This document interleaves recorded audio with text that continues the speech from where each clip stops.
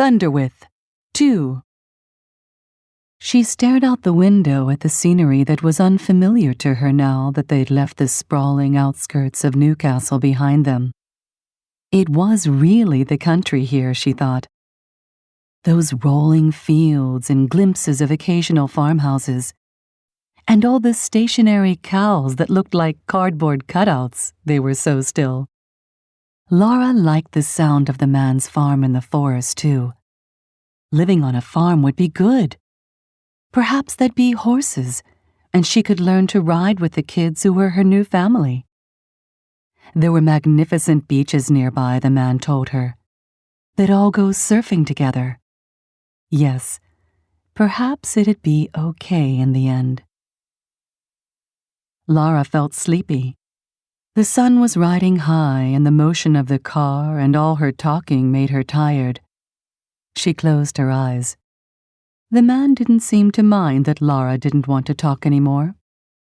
She wondered now, as she'd wondered before, why her mom and the man hadn't stayed together. He seemed so comfortable, so strong, so nice. Laura could only vaguely remember the man.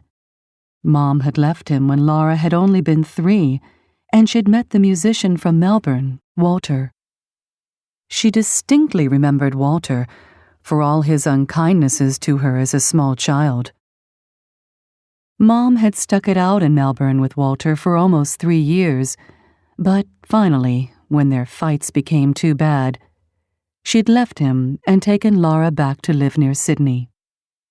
They went to Mom's only friend, Narelle, who lived at St. Mary's, not far from the Blue Mountains. You could actually see the mountains from Narelle's back doorstep, a wavy line on the horizon.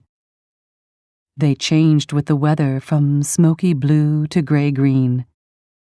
But she and Mom had never been up there the whole time they stayed at St. Mary's. Mom always said they'd go. "We'll see the 3 sisters, Laura, and have a picnic in Megalong Valley one weekend soon." But somehow Mom was always too tired. She'd recite her bush poems to Laura often enough, though, when they sat on Narelle's back step, leaving Laura to dream of the magic places that might be up there. By channels of coolness the echoes are calling, and down the dim gorges I hear the creek falling. It lives in the mountain, where moss and the sedges touch with their beauty the banks and the ledges. Through breaks of the cedar and sycamore bowers struggles the light that is love to the flowers. And softer than slumber, and sweeter than singing, the notes of the bellbirds are running and ringing. They lived with Narelle and her 2 small kids for quite a while. But one day Mom said she'd had enough of St. Mary's. She decided to move closer into the city. Mom said work would be easier to find. There'd been the series of apartments and rooms in broken-down houses for them then, each one worse than the last. Mom tried to stay cheerful, but one day in the middle of winter when the hot water broke down, Mom yelled at the stubborn heater, "Enough! You've done it this time! I've had enough of you, you stinking rotten thing!" That night, after a cold water wash for both of them in their freezing room, Mom decided that they should head north to the lakes area. Just like that. It was the way Mom did things. She'd been told that living was cheaper up north, a few 100 kilometers from Sydney, and warmer too. So that's where they'd go. "We're going to live in a trailer," she announced to Laura, as if it were the most exciting prospect in the world. Like going to live in a wonderful mansion or castle or something. "We'll be by a lake and you can go swimming, and maybe we can even have a little boat, Laura. It'll be wonderful. You'd better believe it." Yes, they would live in a trailer beside Lake Munmora, and Mom would find a job and save up, and then eventually they'd buy a house. "It'll be like being on vacation all the time," Mom said enthusiastically. Mom usually managed to see the bright side of things. "So you won't feel one bit sorry about leaving the city, will you, Lara?"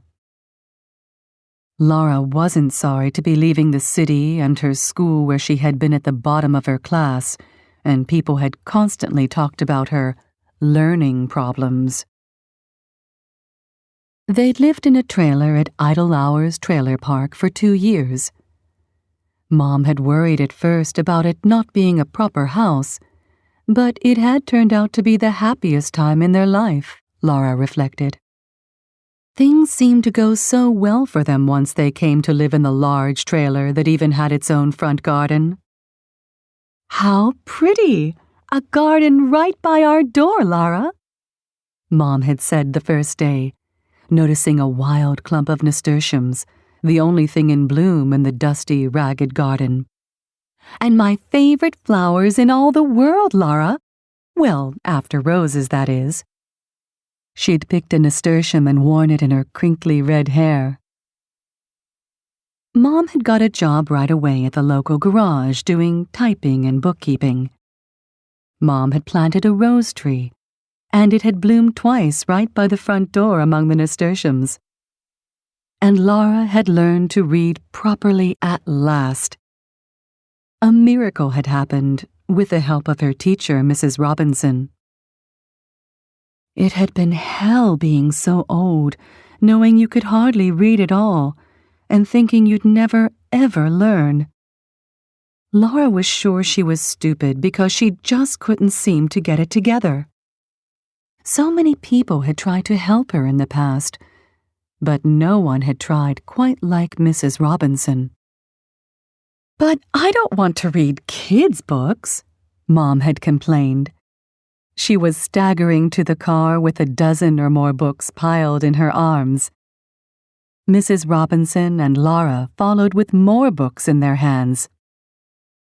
"Tell me that after you've tried these," Mrs. Robinson insisted. "I'll help Lara here at school, and you help her at home, okay?" She was so bossy about it that Mom had dutifully pored over the titles and said, "I suppose this one looks okay, love. Do you mind if I read it to you, Lara? She's said to read every day."